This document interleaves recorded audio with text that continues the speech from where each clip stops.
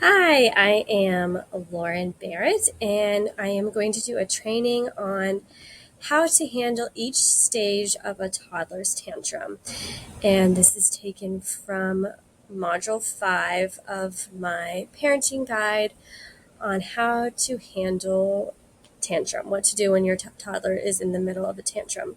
So today we're going to be going over the 5 stages of a tantrum and what to do. So I'm going to go ahead and share my screen.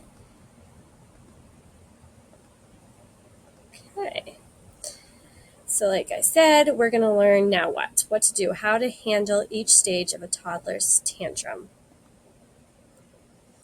Like I said, my name is Lauren Barrett. I'm a blogger at laurenbarrettwrites.com, and you can find me at Lauren Barrett Writes on Instagram and Pinterest. Okay, so there are 5 stages of a tantrum, much like how there are 5 elements to a plot in a story. Okay, we have the beginning. The beginning stage is where we're going to get introduced to the reason why our toddler is about to have a tantrum. Okay, so everything is pretty calm, but then the reason for the tantrum is introduced, and that leads us to the rising action. Now, sometimes we never really even get to the rising action. The reason might be introduced. Our toddler gets a little bit frustrated, but then they're able to handle it, and we move on.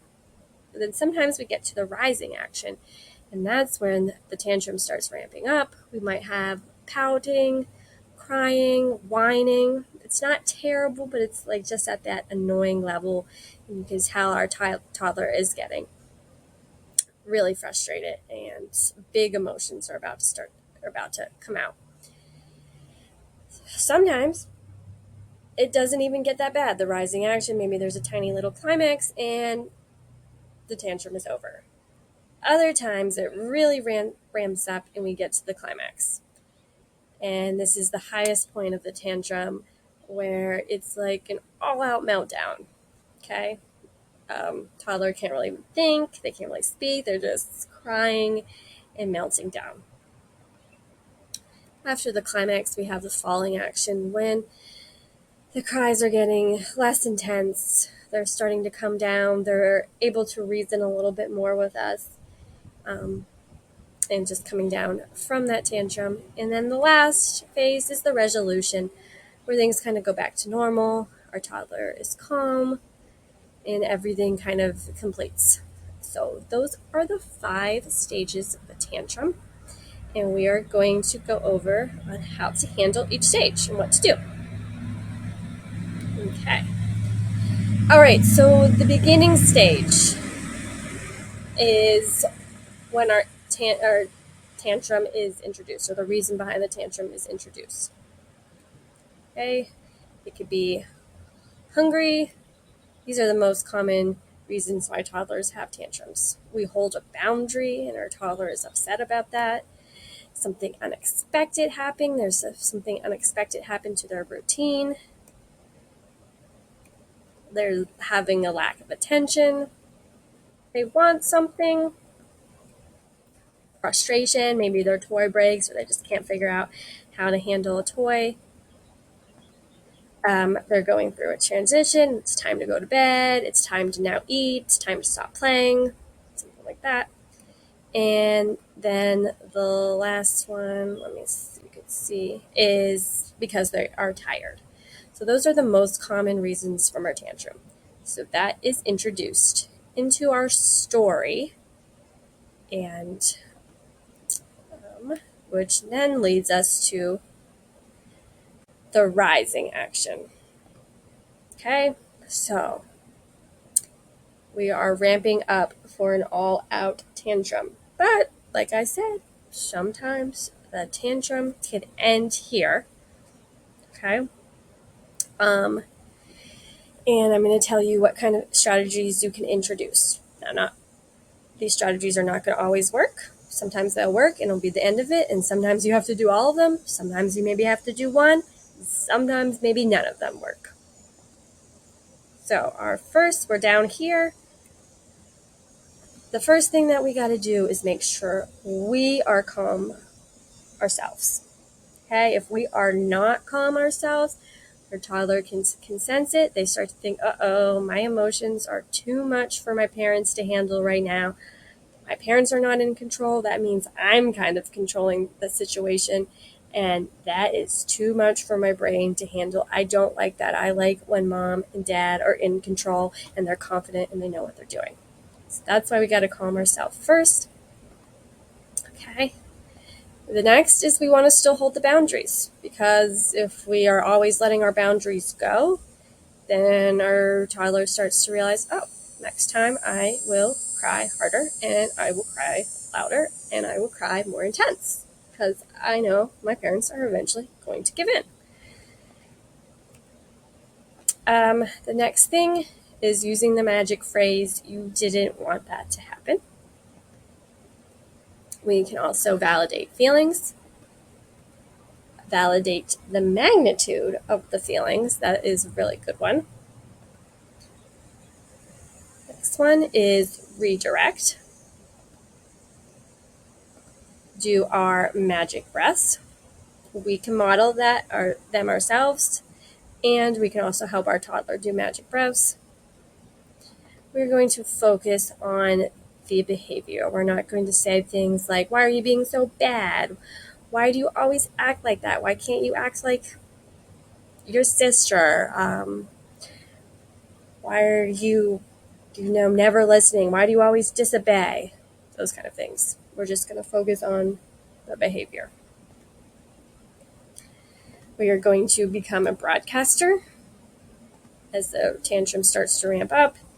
And the last one, which you can't see, is sign language. Using sign language to help calm the tantrum, because research has shown that when kids see sign language, it actually helps them start to calm down.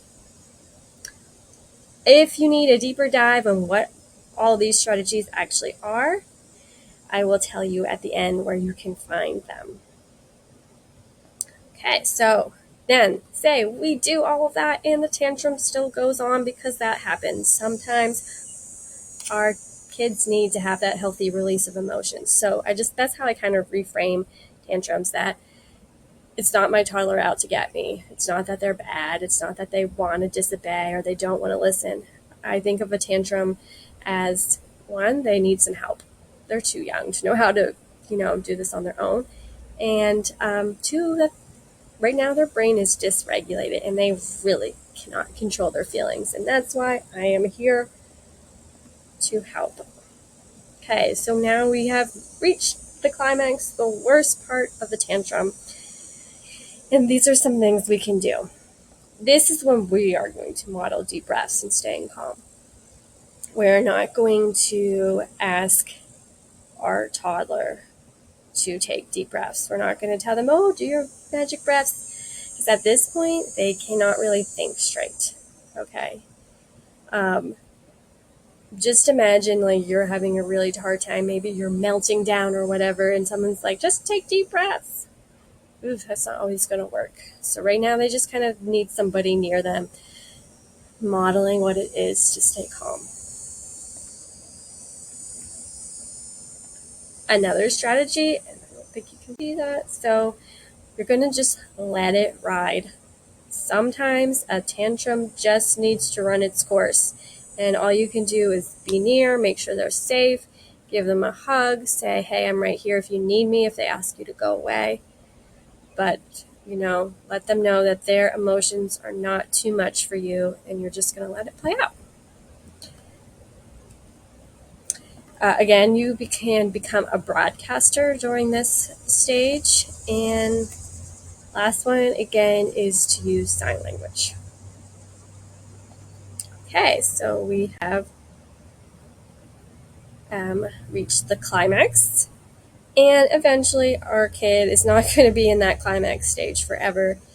They're going to calm down. Sometimes it'll last longer than others. And we have reached our falling action. And this is what we can do. Again, we're going to focus on the behavior. This is when we're going to start to tell them to take their magic breaths again to help them calm down, and you can model it yourself. You can redirect at this point. I would do the redirect more in the middle of the falling action. You can connect with humor and just connection and being silly, and now is not the time for a lecture. Or, let's talk about what you did wrong and what we can do better. That doesn't come yet. Okay, and you're going to continue to hold the boundary throughout the whole tantrum. Okay, because they might try. A toddler might get worked up and they come back down and like, oh wait, can I have more TV or can I have this to eat? They might try to get you again. So keep holding that boundary. Okay, so then finally, everything has come back to normal and we are at the resolution. Okay, and how can we, model and scaffold what to do next time during a tantrum? This is when our teaching comes into play. These are our green light strategies. So we can role play, do time ins, play the fool, gossip, praise, storytelling, offer a win-win compromise, and do dingers or timers for next time. So those are all of our resolution strategies now that our toddler is calm and they can think straight and reason a little bit better now. All right, so thank you. If you have any questions about that, you can find me at laurenbarrettwrites.com or at laurenbarrettwrites on Instagram and Pinterest, or you can email me at laurenbarrettwrites@gmail.com if you have any questions. I have some resources for you, and if you would like a deeper dive on the Module 5 tantrums, I go over all of those strategies that we talked about in the Rising Action, Climax, and Falling Action. You can also purchase my course or parenting guide, Now What? Mindful Checklist for Life's Hard Parenting Moments, where you can get 10 modules that go over all the green light strategies plus 50 other strategies. And you can join my Lauren Barrett Writes Insider Scoop membership, where you can get weekly emails. And I will show you where to go so you know what to do. Okay, let me share my screen again. Okay. All right, so if you head on over to my website, laurenbarrettwrites.com, and you click right up here, Now What? Parenting Guide, it takes you to this page where you can scroll down. You can learn more about the course, how there are 10 modules to it. Okay, this green light behavior is module 1, which those were the strategies I talked about in the resolution. Okay, module 5 is what you can get for free, and then you can find that right here. You can click here to buy the course and here to try it for free once. So thank you for listening to this presentation.